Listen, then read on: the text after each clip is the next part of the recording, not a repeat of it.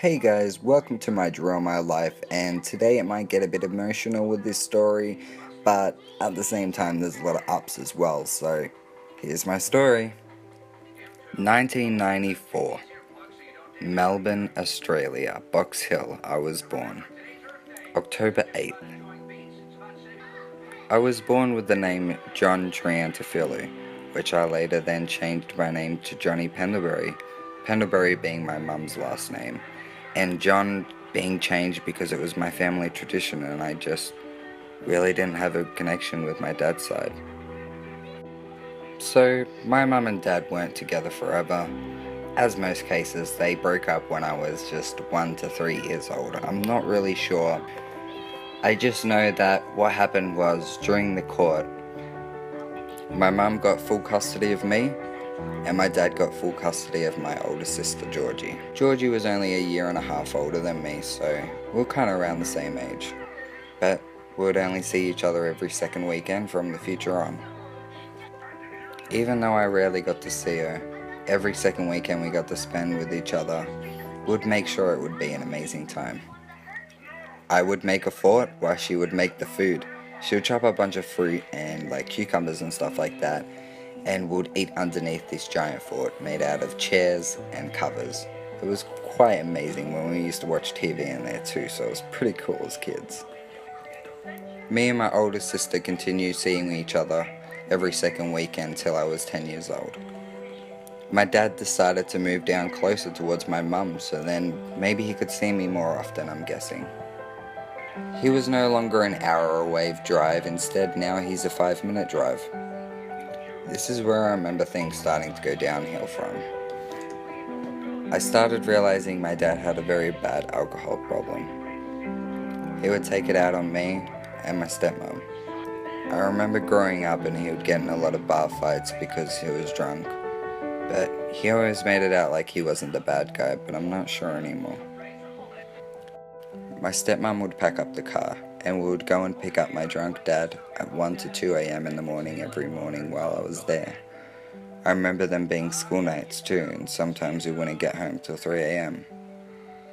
Me and my older sister made light out of the situation and would bring pillows and blankets.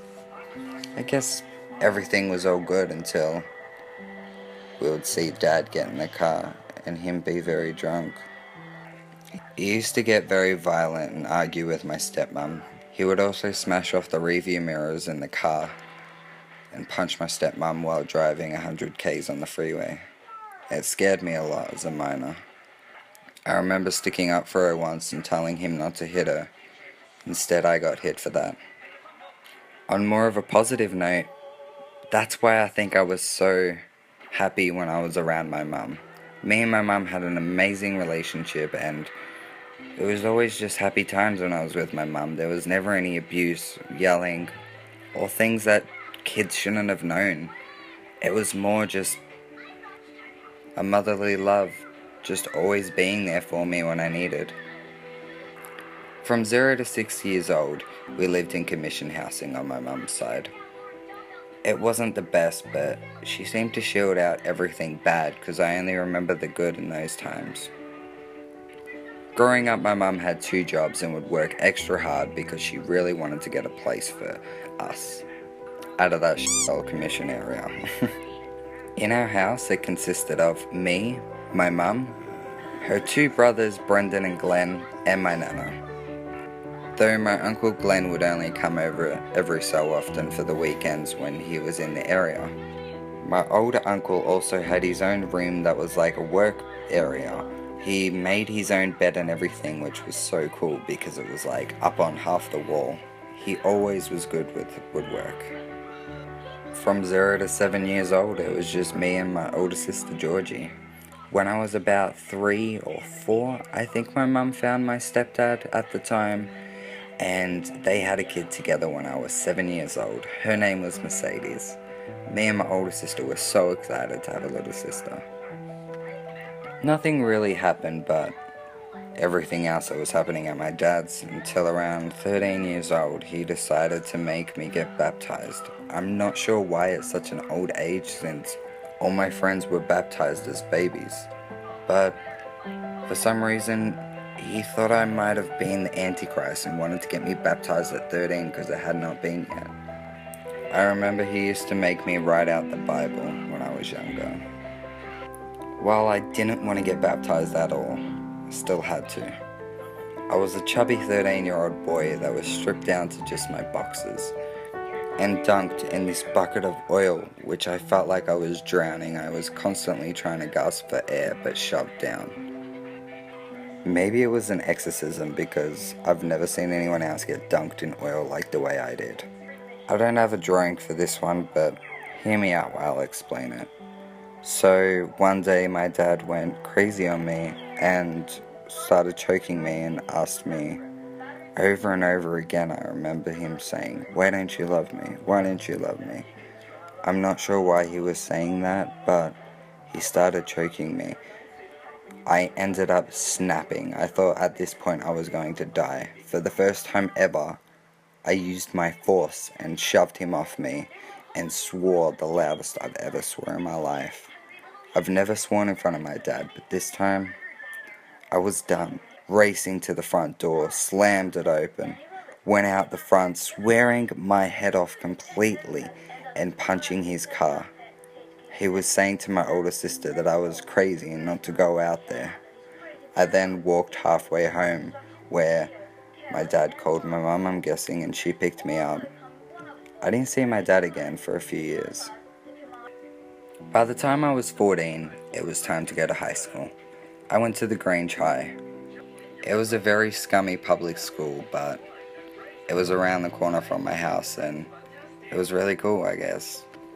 Maybe because of all my anger from my dad in my childhood, I ended up getting suspended 11 times out of 12.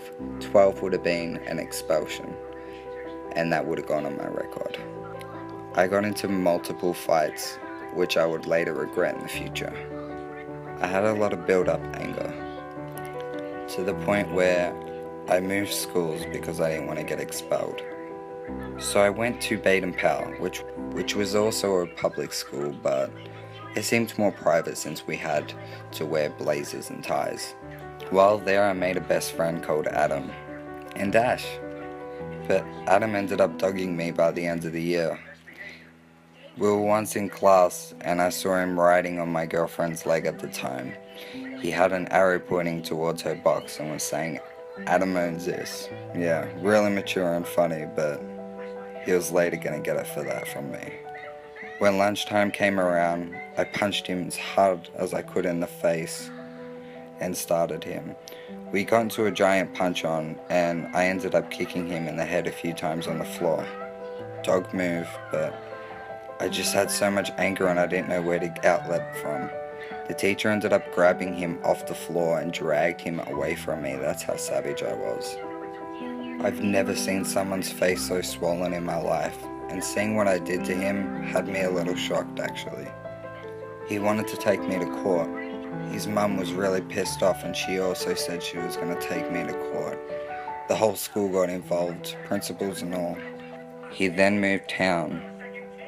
He then moved like an hour away to a random town because everyone heard about it and everyone was talking about it.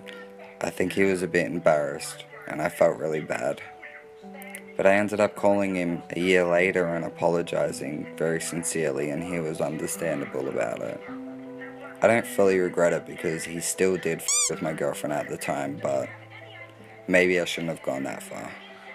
After that scenario at school, that year, I remember my dad coming past one day and just speeding up to me on the road and just slamming on his brakes last second. It was almost intentional, like he was going to hit me. I don't know what his anger was out of, but he got out of the car screaming at me, "Why are you yelling at your mum?"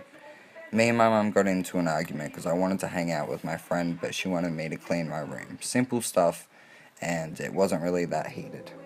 He then decided to want to be a good parent and start yelling at me for that and saying I should respect my mum and all. I told him to off because he's not my dad. That pissed him off completely and he hit me in the face, which turned out to a complete brawl. Me and my dad were fighting like savages out the front of my house, punching on completely. My best friend was there watching the whole time, Ash. My mum even ran out and was like, "Whoa, don't hit my son," and hit my dad. It was very full on and escalated quickly. My dad then left and I didn't speak to him again for a while. He was there to drop my sister's clothes off because she was at our house at that weekend. So when I went back to school, Ash decided to tell everyone that my dad beat me up, and it kind of got around. Maybe it was karma for what happened to Adam, but I decided to move to the Grange and me and Ash kind of lost contact. I'm not sure why he said it to this day since me and him were like brothers, but I don't hate him for it, and I sure don't hold it against him. Year 9, I decided to go back to Grange, but I didn't have any friends anymore. I wasn't that kid that wanted to start trouble anymore. I decided to settle down and try and stick to school. I tried behaving in class, paying attention more, but it was hard because the last 2 years I was acting up so much in class I never really paid attention to what we were learning about. I felt dumb and completely useless at school. I couldn't do my homework because I was so frustrated and confused, but the teachers just saw it as I was trying to ditch homework. I made friends with the emo kids because they were the only ones that really accepted me since I wasn't the troublemaker anymore. Shout out to those emo kids, they really changed me up. They accepted me for who I was and were totally cool. We would all smoke cigarettes on the back of the oval, so I guess I wasn't too innocent, but I wasn't making trouble anymore. Later that year I decided to drop out in year 9. I felt I wasn't learning anything at school, and the teachers all really fucking hated me. So I dropped out and started working at KFC. It brought some income while I wasn't at school. I would also stay up all night with my friends and would go out in the streets and just hang out till like 3, 4 in the morning or maybe 6 a.m. sometimes. So that happened from 15 to 17 years, I guess. Life was good. Life was real easy at the time. I had no responsibilities or worries to worry about. Then, all of a sudden, my family friend that was like an uncle to me, like a dad to me since he kind of taught me how to shave and drive. Well, he was struggling hard with cancer, and he passed while I was 17. It was sad because I was waiting till 18 to have a drink with him. He was really excited to take me out clubbing and all, but I guess things happen. It took me a few weeks to get back into reality since I never lost anyone at that time, and it really hurt me since we were close. Even at 13 years old, I used to make music videos with him since he was the only one that would join in because everyone else thought it was lame. He was always very motivated with me in my acting. He knew I was talented, he said.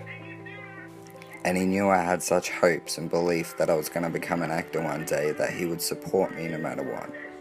After his passing, he gave me his BMW that I completely loved.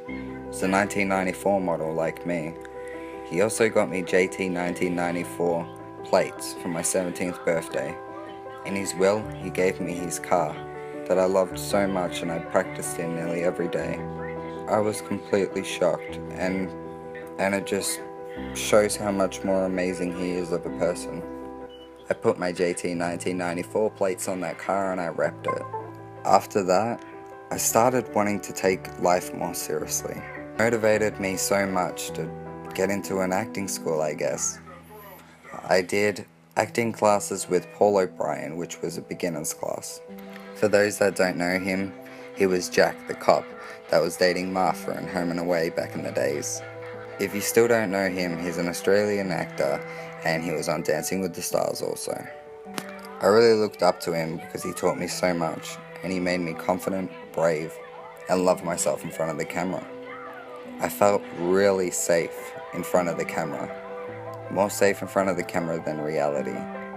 I always feel as if I can say more during my videos than in reality. From 17 years old to 18 and a half, I went from beginner's class with Paul O'Brien to immediate with Eliza. I don't remember her last name, but she's currently in a show called The 100, which is popular at the moment in America. And I moved on to advanced classing with Melissa, I don't remember her last name. I'm sorry guys, I'm really bad with names, but she's the redhead from Winners and Losers that wears glasses. She's extremely talented and has been in a very big show. It was kind of cool because we were the only smokers, so we would have smoko breaks together, I guess. By the time I was 18, I already made money off acting and modeling. From just doing short films to doing some small modeling gigs. Honestly, my best paying job was from modeling. I guess it's better than YouTube though. Still haven't gotten $1 from that. I decided to incorporate all three into representing myself. And now, I feel 100% more confident in front of a camera and would definitely describe myself as an actor. At 19 years old, I found my girlfriend, Amy. She was also a musician, so actor and musician at the time worked out well. We instantly fell in love, but she had a bit of a problem with the stalker. Her stalker was her ex that just didn't want to let go. Between 19 years old to 21 with Amy, he attacked our cars completely, our houses, all while we were sleeping. He would never confront us in person or in public. He also made a video about my YouTube and put it up online to make a joke out of it. Everyone was laughing at me. But I don't really care because he's a bit of a wank anyway. After where we got to the point where he threw his car battery through my back window and leaked battery acid everywhere, he also left a message saying smashing with the wild thornberries picture on it. The meme. Very immature at the time and wasn't really funny. Anyway, I told the cops. Cops never believed me. I got a restraining order on him since I had a lot of footage of him being around our area and doing burnouts and stuff. And I got my restraining order, but that was about it. The cops didn't do anything about anything else. They're really slack down here. He broke that restraining order multiple times and came to the house while we were sleeping, and when cops were called, they never arrived. He ended up taking me to court about a fake story that he made up about his front window being smashed in by me while he was in his car. So the police were going to charge me, and they were the ones taking me to court for this situation since they believed his story, regardless of his past track history and restraining orders against him. We went to court and I wasn't allowed to a lawyer free of charge, even though I didn't have a job. I'm still not sure why, but I had to represent myself. So, me against two police officers, I had to state my case and also ask questions to them. I asked really in-depth questions since I have a lot of knowledge on law and looked up a lot. They stuffed up with the description of the weapon both times, and both stories were completely different since I asked them when they met up that day and all these type of things. They gave us two different stories since they weren't in the same room when the answers were told. After I won free, everything was dropped off me since it was all a lie. We never heard from him again. I guess he learnt not to f with me. Me and my partner then got to get matching tattoos. I have a key, while she has a heart. I guess I have the key to her heart. A year later, by the time I turned 22 years of age, I got a call stating that my nan had a stroke and I had to come as soon as possible. It was one long week in hospital while she was in a coma. It was the most hardest thing I've had to deal with, and it was hard seeing my mum go through it, even worse. A day before her passing, I slept next to her in the chair, with my head rested on her hand. I had the most amazing dream ever, and I personally think it was her way of saying goodbye to me, since I've never had anything like that. That day she passed. It broke my heart. My nan was gone, and it was just so hard to accept. Which I personally believe that I went insane for 3 or 4 months, crying non-stop and breaking down. I was also really forgetful and not really all there. I think it impacted everyone in our family big time, since we were there with her for a week in the hospital, and we all had high hopes she was going to get out. While we were in the hospital for that week though, I reunited with my dad since he came down to see my nan. He still had respect for her, I guess, and we were okay with him seeing her and saying goodbye. In that process, I wanted to talk to him and try and reunite since it's been 10 years this time. I felt like I put in all the effort.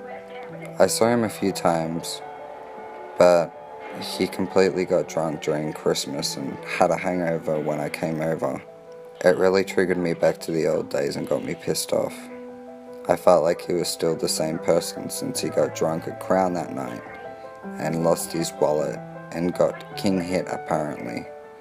All of it was proven to be lies in the end anyway, which really hurt me even more. Who knows, maybe in the future we'll reunite again and it'll be all good. Maybe not. Time will tell. 21 to 23 years of age, I did a lot of short films and made some money off it. I also did a lot of free work as well. Mostly free more than paid. One of my biggest short films ended up being shown at the Astor Theatre. There was over 300 to 400 people there to see it. My face was gigantic on that screen, and it was the most nerve-wracking thing ever. It also gave me more hope for my future as I realized those 3 days of recording this short film was the most amazing time of my life. So I decided to make a YouTube account. It's called ItsJohnne, and this here is where I'll be telling you my story, is where I'll be showing you everything to do with my life over the next few years. Hopefully you can subscribe to stay tuned to my life. Let's hope for the best and hope it's positive from now on. If you look back at my life in a negative way, you can see there was a lot of negative things. But if you think about the positives, we're just getting started. 2018, Johnne Pendlebury is ready for you. What's you do? Johnne, is Johnne with play bass or something? You're just gonna walk around.